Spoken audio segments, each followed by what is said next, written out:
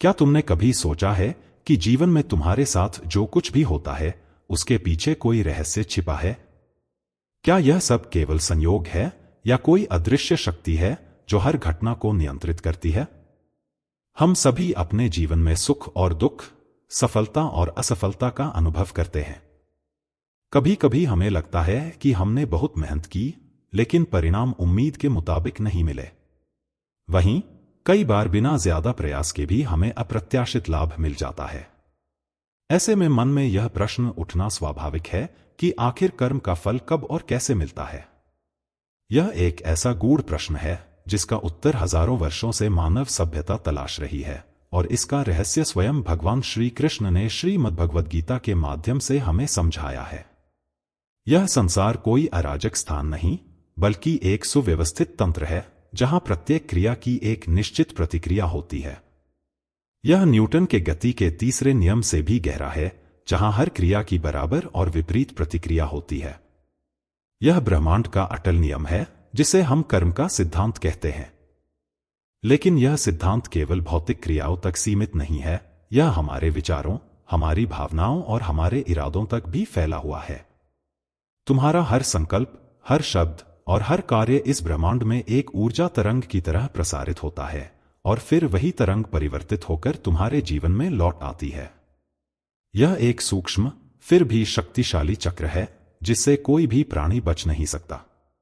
श्री कृष्ण कहते हैं कि कर्म का फल कभी नष्ट नहीं होता, यह अवश्यंभावी है। जैसे एक बीज को मिट्टी में बोने के बाद भले ही वह तुरंत अंकुरित न हो, लेकिन उचित समय और परिस्थिति मिलने पर वह वृक्ष बनकर फल देता ही है, ठीक उसी प्रकार हमारे कर्मों के फल भी अपने निर्धारित समय पर प्रकट होते हैं। हमारा धैर्य अक्सर कम पड़ जाता है। हम चाहते हैं कि आज बोया हुआ बीज कल ही फल दे दे, लेकिन ब्रह्मांड की अपनी एक घड़ी है, उसका अपना एक समय चक्र है जो हमारी जल्दबाजी से कहीं ज्यादा सटीक और न्यायपूर्ण है। वह समय कभी कभी तत्काल होता है, तो कभी कभी बरसों, दशकों या कई जन्मों तक फैला हो सकता है। मनुष्य अपने कर्मों के फलों को कई रूपों में अनुभव करता है। यह केवल भौतिक संपत्ति या पद प्रतिष्ठा तक सीमित नहीं है।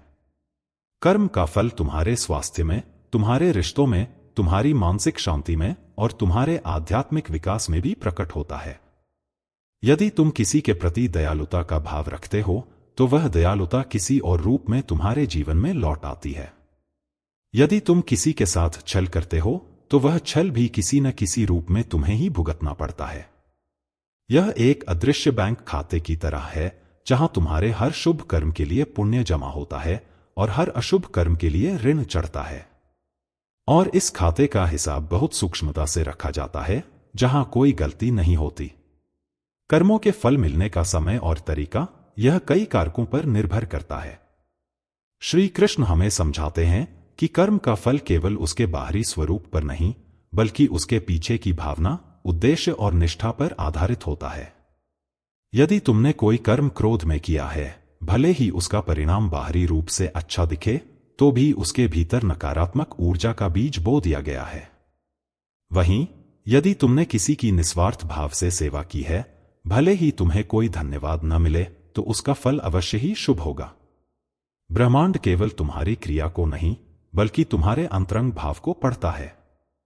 कई बार जीवन में हम देखते हैं कि अच्छे लोगों के साथ बुरा होता है और बुरे लोग सफल होते हुए दिखाई देते हैं। ऐसे में मन में यह प्रश्न उठना स्वाभाविक है कि कर्म का न्याय कहाँ है। यहीं पर श्री कृष्ण हमें पूर्व जन्मों के कर्मों के सिद्धांत से अवगत कराते हैं। वे कहते हैं कि आत्मा अमर है और वह अनेक योनियों से गुजरती है।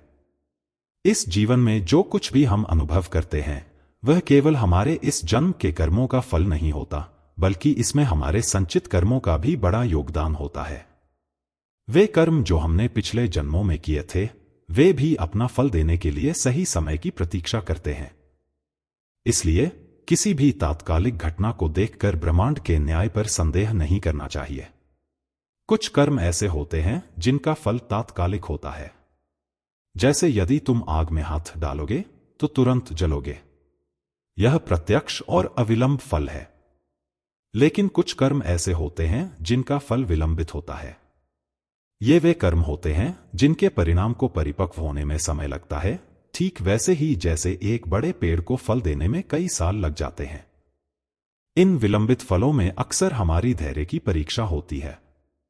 श्री कृष्ण कहते हैं कि यह देरी अन्याय नहीं है, बल्कि यह एक प्रक्रिया है जहां तुम्हें उस फल को ग्रहण करने योग्य बनाया जाता है या उस फल को तुम्हारे लिए और अधिक शुभ और मूल्यवान बनाया जाता है। कर्मों के फल हमें कई अलग अलग रूपों में मिलते हैं। यह केवल पैसे या वस्तुओं तक सीमित नहीं है। यह हमारे संबंधों में प्रकट हो सकता है, जैसे हमें कैसे मित्र मिलते हैं, हमारा परिवार कैसा है, या हम दूसरों के साथ कैसा व्यवहार करते हैं। यह हमारे स्वास्थ्य में दिखाई दे सकता है। हमारी शारीरिक और मानसिक स्थिति कर्मों से प्रभावित होती है। यह हमारी प्रतिष्ठा, सम्मान या अपमान के रूप में सामने आ सकता है।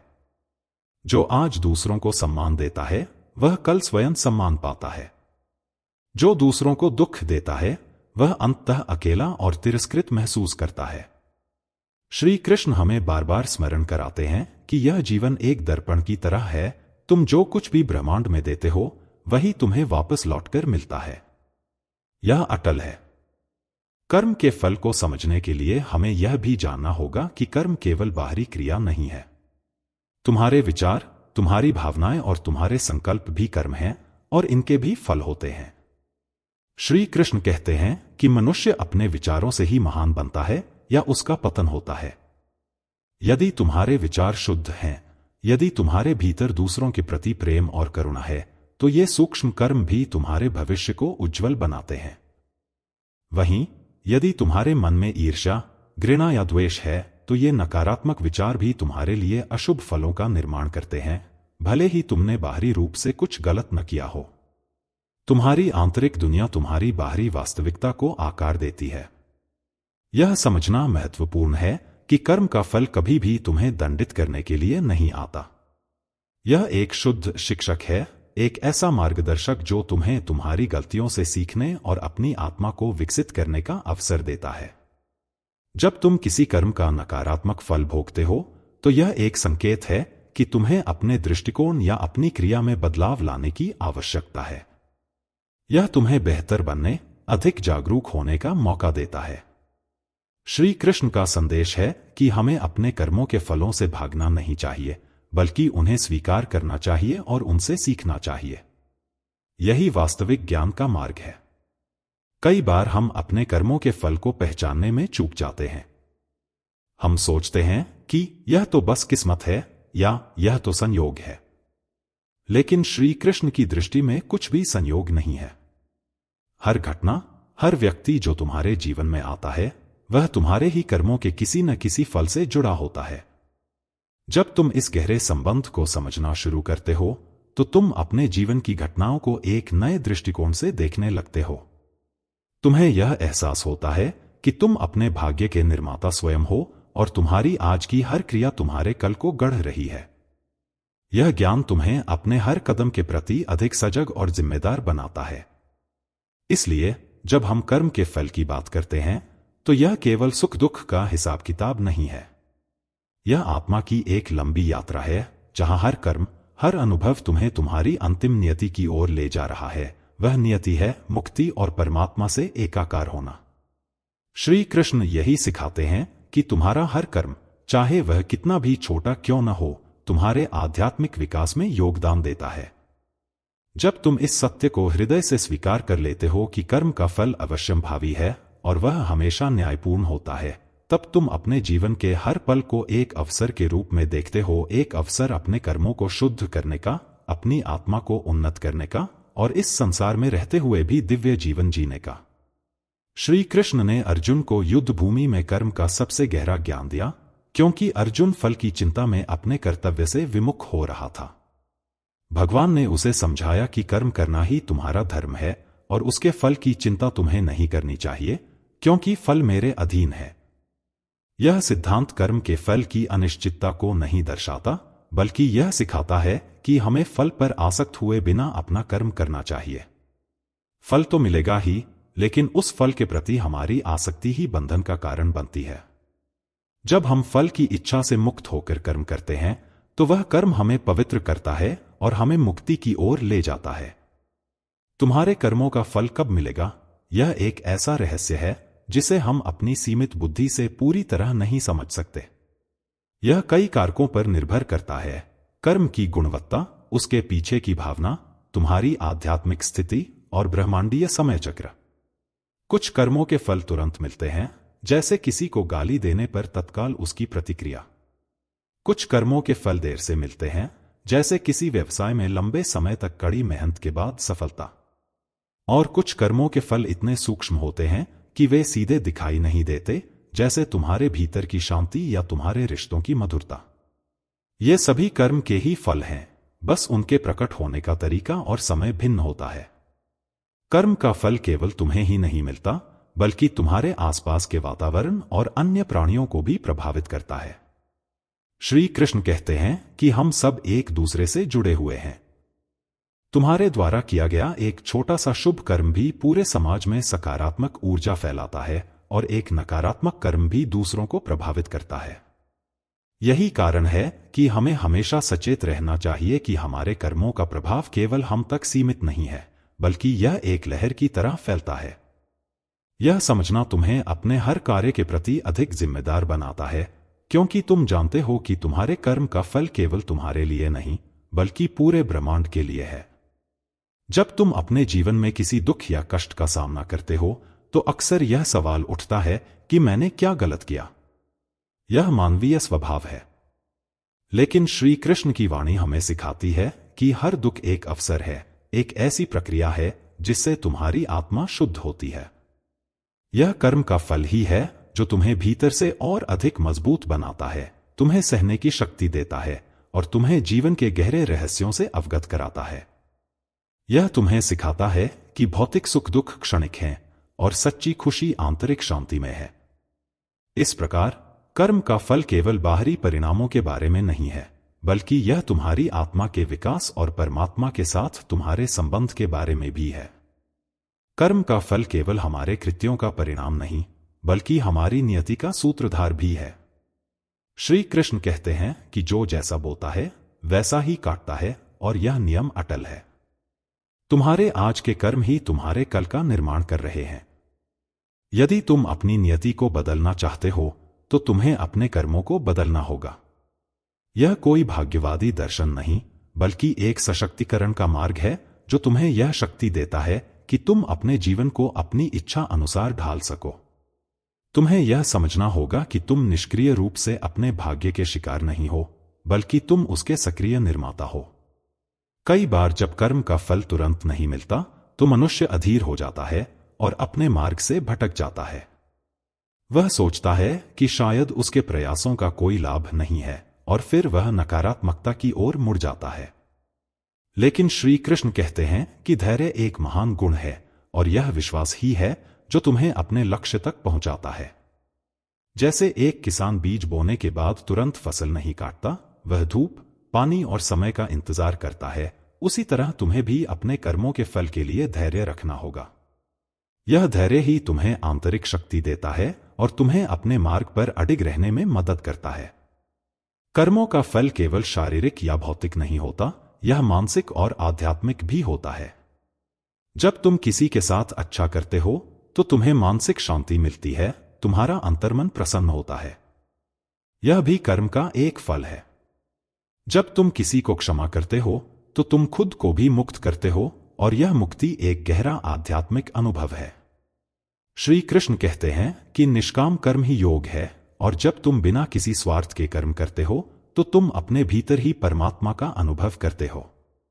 यह आंतरिक संतुष्टि और शांति किसी भी बाहरी भौतिक फल से कहीं अधिक मूल्यवान है। तुम्हारे जीवन में जो भी घटनाएं घटित होती हैं, चाहे वे तुम्हें कितनी भी अप्रत्याशित क्यों न लगें, वे तुम्हारे ही कर्मों की प्रतिध्वनि होती हैं। श्री कृष्ण हमें सिखाते हैं कि ब्रह्मांड में कुछ भी अकारण नहीं होता। हर सुख दुख, हर लाभ हानि, हर संयोग तुम्हारे ही संचित कर्मों का परिणाम है।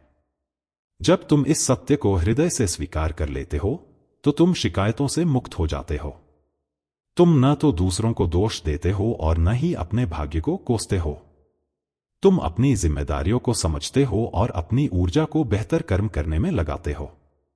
यही वह आध्यात्मिक जागृति है जो तुम्हें कर्म के गूढ़ विज्ञान को समझने में मदद करती है और तुम्हें वास्तविक स्वतंत्रता की ओर ले जाती है। श्री कृष्ण ने अर्जुन को कर्म के 3 मुख्य प्रकार बताए थे: सात्विक, राजसिक और तामसिक कर्म। इन तीनों प्रकार के कर्मों का फल भी भिन्न भिन्न होता है। जब तुम सात्विक भाव से निस्वार्थ होकर लोक कल्याण के लिए कर्म करते हो तो उसका फल शुद्ध सुख, शांति और ज्ञान के रूप में मिलता है। राजसिक कर्म, जो अहंकार, इच्छा और फल की आसक्ति से किए जाते हैं, वे तुम्हें अस्थायी सुख और दुख के चक्र में बांधते हैं। और तामसिक कर्म, जो अज्ञानता, आलस्य, दूसरों को हानि पहुंचाने की भावना से किए जाते हैं, वे केवल दुख, भ्रम और पतन की ओर ले जाते हैं। इसलिए कर्म का फल कब और कैसे मिलेगा, यह इस बात पर भी निर्भर करता है कि तुमने उसे किस गुण के अधीन रहकर किया है। तुम्हारे जीवन में कई बार ऐसा भी होता है जब तुम किसी ऐसे व्यक्ति से मिलते हो जो तुम्हें बिना किसी कारण के पसंद या नापसंद करता है, या कोई ऐसी जगह जहां तुम्हें तुरंत शांति या बेचैनी महसूस होती है। यह सब भी तुम्हारे कर्मों के फलों का ही एक सूक्ष्म रूप है। श्री कृष्ण कहते हैं कि आत्मा अपने साथ संस्कारों को लेकर चलती है। ये संस्कार ही हमें उन लोगों और परिस्थितियों की ओर आकर्षित करते हैं जिनसे हमारा कर्म संबंध है। इसे तुम कर्म बंधन भी कह सकते हो। जब तुम इस संबंध को समझते हो तो तुम दूसरों के प्रति अपने व्यवहार को और अधिक सचेत कर पाते हो, क्योंकि तुम जानते हो कि हर संबंध तुम्हारे किसी न किसी कर्म का विस्तार है। कर्म का फल मिलने की प्रक्रिया में प्रारब्ध, संचित और क्रियमान कर्म की अवधारणाएं भी महत्वपूर्ण हैं। प्रारब्ध कर्म वे हैं जिनका फल हम वर्तमान जीवन में भोग रहे हैं। वे हमारे भाग्य का हिस्सा हैं जिन्हें बदला नहीं जा सकता। संचित कर्म वे हैं जो हमने पिछले जन्मों में किए हैं और जिनका फल अभी तक मिलना शुरू नहीं हुआ है। और क्रियमान कर्म वे हैं जो हम वर्तमान में कर रहे हैं और जिनके फल भविष्य में मिलेंगे। श्री कृष्ण हमें क्रियमान कर्मों को सुधारने की शक्ति देते हैं, क्योंकि यही हमारे हाथ में है। हम अपने वर्तमान कर्मों से अपने भविष्य के संचित कर्मों को प्रभावित कर सकते हैं और मोक्ष की ओर अग्रसर हो सकते हैं। तो कर्म का फल कब और कैसे मिलता है? इसका सरल उत्तर है, हमेशा मिलता है और कई रूपों में मिलता है। यह कभी देरी से, कभी तुरंत, कभी प्रत्यक्ष तो कभी अप्रत्यक्ष रूप से आता है। यह केवल इस जीवन में नहीं, बल्कि जन्मों जन्मों तक हमारा पीछा करता है। श्री कृष्ण का संदेश यही है कि हमें इस सत्य को स्वीकार करना चाहिए, अपने कर्मों के प्रति सचेत रहना चाहिए और हमेशा निष्काम भाव से अपने कर्तव्य का पालन करना चाहिए। जब हम ऐसा करते हैं तो हम न केवल अपने जीवन को बेहतर बनाते हैं, बल्कि हम जन्म और मृत्यु के इस चक्र से भी मुक्ति पा सकते हैं और वास्तविक शांति को प्राप्त कर सकते हैं। जब मनुष्य अपने कर्मों के फल को केवल अपनी भौतिक सफलताओं या असफलताओं से जोड़कर देखता है तो वह कर्म के वास्तविक और गहरे अर्थ को समझने में चूक जाता है। श्री कृष्ण कहते हैं कि कर्म का फल तुम्हें केवल सांसारिक वस्तुएं नहीं देता, बल्कि यह तुम्हारी आत्मा को परिपक्व बनाता है, तुम्हें जीवन के गूढ़ रहस्यों से अवगत कराता है। जब तुम किसी चुनौती का सामना करते हो और उससे उबरते हो तो यह तुम्हारी सहनशीलता को बढ़ाता है। जब तुम किसी को क्षमा करते हो तो यह तुम्हारी करुणा को विकसित करता है। ये सभी तुम्हारे कर्मों के ऐसे फल हैं जिन्हें मापा नहीं जा सकता, पर जिनका मूल्य किसी भी भौतिक लाभ से कहीं अधिक है। यह समझना भी आवश्यक है कि कर्म का फल हमेशा हमारी अपेक्षा के अनुरूप नहीं होता। हम अक्सर एक निश्चित परिणाम की आशा में कर्म करते हैं, लेकिन ब्रह्मांड की योजना हमारी अपेक्षाओं से कहीं अधिक बड़ी और न्यायपूर्ण होती है। श्री कृष्ण कहते हैं कि उनका विधान सूक्ष्म है और वे हर आत्मा के परम कल्याण के लिए ही कार्य करते हैं। हो सकता है जो फल तुम चाहते हो वह तुम्हारे लिए सर्वोत्तम न हो, या वह तुम्हें किसी ऐसी राह पर ले जाए जो तुम्हारे आध्यात्मिक विकास के लिए हानिकारक हो। इसलिए फल के प्रति आसक्ति छोड़ देना ही वास्तविक बुद्धिमत्ता है, क्योंकि तब तुम उस सर्वोच्च शक्ति पर भरोसा कर पाते हो जो तुम्हारे लिए सही है। तुम्हारे जीवन में जो भी दुख या कष्ट आता है उसे केवल नकारात्मक रूप से न देखो।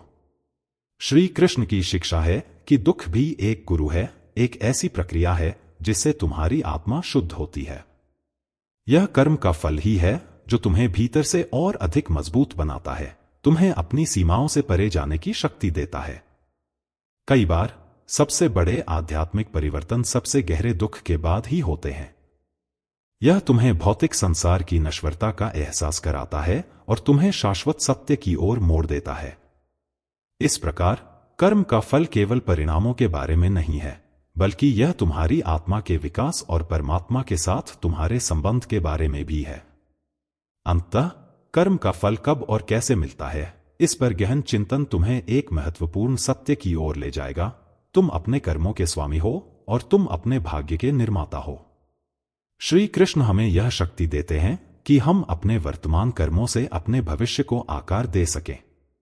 यह कोई नियतिवाद नहीं है जहां सब कुछ पूर्व निर्धारित है, बल्कि यह स्वतंत्रता और जिम्मेदारी का मार्ग है। तुम हर पल यह चुनने के लिए स्वतंत्र हो कि तुम कैसे कर्म करोगे, और तुम्हारे वे कर्म ही तुम्हारे लिए फल लेकर आएंगे। यही कारण है कि कर्म को ही योग कहा गया है, क्योंकि यही वह मार्ग है जिससे तुम अपनी आत्मा को परमात्मा से जोड़ सकते हो और जन्म मृत्यु के चक्र से मुक्ति पा सकते हो। श्री कृष्ण कहते हैं कि कर्म का फल केवल इस जन्म तक सीमित नहीं है, यह जन्म जन्मांतर तक आत्मा के साथ चलता है। जैसे एक वृक्ष अपने बीज में अपनी पूरी पहचान और भविष्य को समेटे होता है, वैसे ही आत्मा अपने भीतर अपने सभी संचित कर्मों के संस्कारों को लेकर चलती है। यह समझना तुम्हें अपने वर्तमान के प्रति और भी अधिक सचेत करता है। तुम यह जान जाते हो कि तुम्हारे आज के कार्य न केवल इस जीवन को प्रभावित करेंगे, बल्कि तुम्हारे भविष्य के जन्मों की नींव भी रखेंगे। यह एक गंभीर जिम्मेदारी है, लेकिन साथ ही एक अद्भुत अवसर भी।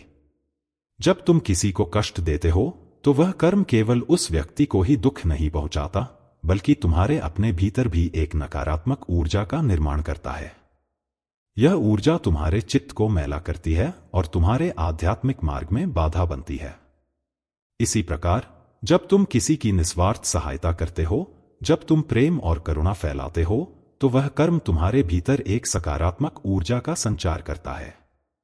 यह ऊर्जा तुम्हारी आत्मा को शुद्ध करती है और तुम्हें परमात्मा के करीब लाती है। कर्म का फल केवल बाहरी पुरस्कार या दंड नहीं है, यह तुम्हारे आंतरिक स्वरूप का ही प्रतिबिंब है।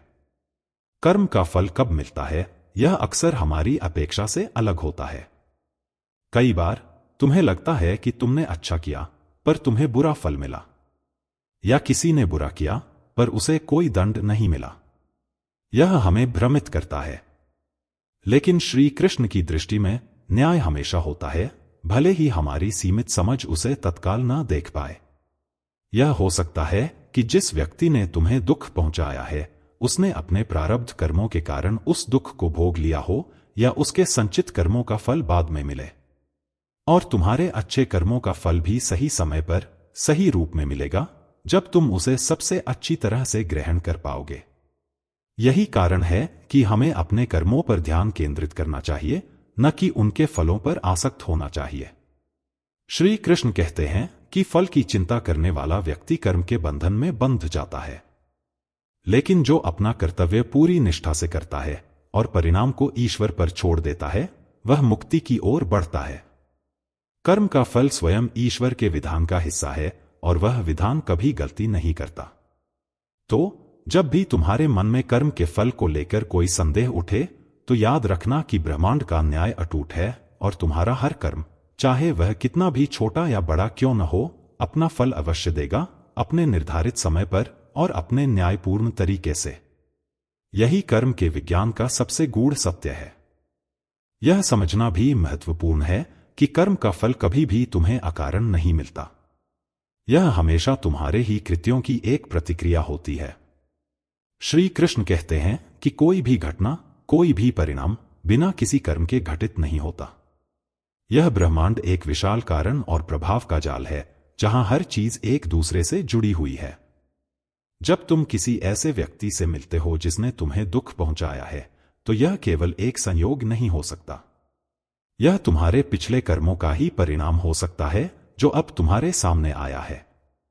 यह ज्ञान तुम्हें अपनी समस्याओं के लिए दूसरों को दोष देना छोड़ देता है और तुम्हें अपनी जिम्मेदारी लेने की शक्ति देता है। तुम्हारे जीवन में जो भी अवसर आते हैं वे भी तुम्हारे कर्मों के ही फल होते हैं। जब तुम कड़ी मेहनत करते हो, जब तुम अपनी क्षमताओं को विकसित करते हो और जब तुम सही दिशा में प्रयास करते हो तो तुम्हें नए अवसर मिलते हैं। ये अवसर केवल भाग्य या संयोग नहीं होते बल्कि तुम्हारे कर्मों का ही एक विस्तार होते हैं। श्री कृष्ण हमें सिखाते हैं कि हमें हर अवसर को पहचानना चाहिए और उसका पूरा उपयोग करना चाहिए, क्योंकि हर अवसर एक नया कर्म करने का मौका है और हर नया कर्म तुम्हारे भविष्य के लिए एक नया बीज बोता है। कर्म का फल केवल तुम्हें बाहरी सुख या दुख नहीं देता, यह तुम्हारी आत्मा की शुद्धि भी करता है। जब तुम किसी कठिन परिस्थिति से गुजरते हो, जब तुम किसी दुख को सहते हो, तो तुम्हारी आत्मा भीतर से और अधिक मजबूत और शुद्ध बनती है। यह एक ऐसी प्रक्रिया है जहां तुम्हारी आत्मा अपने अज्ञान और अहंकार को त्याग कर परमात्मा के करीब आती है। श्री कृष्ण कहते हैं कि हर अनुभव, चाहे वह कितना भी कठिन क्यों न हो, तुम्हें आध्यात्मिक रूप से विकसित करता है। इस प्रकार कर्म का फल तुम्हें केवल सांसारिक परिणाम नहीं देता बल्कि तुम्हें मुक्ति के मार्ग पर भी आगे बढ़ाता है। तो कर्म का फल कब और कैसे मिलता है? यह एक ऐसा प्रश्न है जिसका उत्तर जीवन के हर पल में प्रकट होता है। यह तुम्हारी हर श्वास में है, तुम्हारे हर विचार में है और तुम्हारे हर कार्य में है। श्री कृष्ण का संदेश यही है कि हमें इस सत्य को स्वीकार करना चाहिए कि हम अपने कर्मों के ही निर्माता हैं और हमारे हर कर्म का फल अवश्यंभावी है। जब तुम इस ज्ञान को अपने जीवन में उतारते हो तो तुम अपने हर कार्य के प्रति अधिक सजग और जिम्मेदार हो जाते हो। तुम जानते हो कि तुम्हारे द्वारा बोया गया हर बीज अंततः एक फल देगा और वह फल तुम्हारी आत्मा की यात्रा का एक महत्वपूर्ण पड़ाव होगा। यही है कर्म के विज्ञान का सबसे गहरा रहस्य, जिसे हमें समझना और अपनाना चाहिए। तो हे प्रिय श्रोतागण, हमने कर्म के इस गूढ़ विज्ञान को समझा, यह जाना कि कर्म का फल कब और कैसे मिलता है। यह कोई साधारण नियम नहीं बल्कि ब्रह्मांड का वह अटल सत्य है जिससे कोई बच नहीं सकता। हमने देखा कि तुम्हारा हर विचार, हर शब्द और हर क्रिया इस ब्रह्मांड में एक बीज की तरह बोया जाता है, जिसका फल तुम्हें किसी न किसी रूप में अवश्य मिलेगा। यह फल कभी तुरंत मिलता है, कभी विलंब से, कभी प्रत्यक्ष तो कभी सूक्ष्म रूप में, और यह केवल इस जन्म में ही नहीं बल्कि जन्मों जन्मों तक आत्मा के साथ चलता है। श्री कृष्ण का संदेश यही है कि जब तुम इस ज्ञान को आत्मसात कर लेते हो तो तुम अपने भाग्य के निर्माता बन जाते हो। तुम्हें अपने कर्मों की शक्ति का एहसास होता है और तुम एक अधिक सचेत, जिम्मेदार और आध्यात्मिक जीवन जीने लगते हो। यह समझ तुम्हें भय से मुक्ति दिलाती है, क्योंकि तुम जानते हो कि हर कष्ट एक सीख है और हर सफलता तुम्हारे शुभ कर्मों का परिणाम। यह तुम्हें शांति प्रदान करती है, क्योंकि तुम शिकायत करना छोड़ देते हो और हर परिस्थिति को एक अवसर के रूप में देखने लगते हो। कर्म का विज्ञान हमें सिखाता है कि जीवन में कुछ भी संयोग नहीं है, हर घटना का एक कारण है और उस कारण के पीछे तुम्हारे ही कर्म छिपे हैं। इसलिए अपने कर्मों को शुद्ध करो, अपने इरादों को पवित्र रखो और अपने कर्तव्य का पालन निष्काम भाव से करो। यही कर्मयोग है, यही सच्ची भक्ति है और यही वह मार्ग है जो तुम्हें परम शांति और मुक्ति की ओर ले जाएगा। अब यह ज्ञान केवल सुनने तक सीमित न रहे। इस ज्ञान की किरण को सिर्फ अपने तक मत रखिए, इसे अपने भीतर मत समेटिए। जैसे सूरज की रोशनी हर किसी के जीवन को रोशन करती है, वैसे ही इस दिव्य संदेश को भी अपने प्रियजनों तक पहुंचाइए। इस वीडियो को अभी लाइक कर दीजिए ताकि यह सकारात्मक संकेत आपके मन को हमेशा याद दिलाता रहे कि आपने आज ज्ञान की ओर एक महत्वपूर्ण कदम बढ़ाया है और आपने कर्म के गहन रहस्य को समझा है। इसे उन लोगों के साथ साझा कीजिए जो अपने जीवन में कर्मों के फल को लेकर भ्रमित हैं, जो दुखी हैं, ताकि कोई और भी अपनी जिंदगी की अंधेरी राह में यह दिव्य प्रकाश पा सके और श्री कृष्ण के इस अमृतमय संदेश से अपने जीवन को रूपांतरित कर सके। और यदि आप इस मोटिवेशनल स्पीच बाय कृष्णा के नए यात्री हैं, यदि आपने अब तक हमारे इस ज्ञान के स्रोत से स्वयं को नहीं जोड़ा है, तो अभी इस चैनल को सब्सक्राइब कर लीजिए, क्योंकि आने वाली वीडियोस में हम ऐसे ही और गहरे आध्यात्मिक रहस्यों को उजागर करेंगे जो आपके जीवन को आनंद, शांति और मुक्ति की ओर ले जाएंगे। घंटी का बटन दबाना न भूलें ताकि ज्ञान की कोई भी नई वाणी आपसे छूट न जाए और आप इस पवित्र यात्रा का हिस्सा बने रहें। भगवान श्री कृष्ण आपकी इस यात्रा को दिव्य आशीर्वाद से भर दें।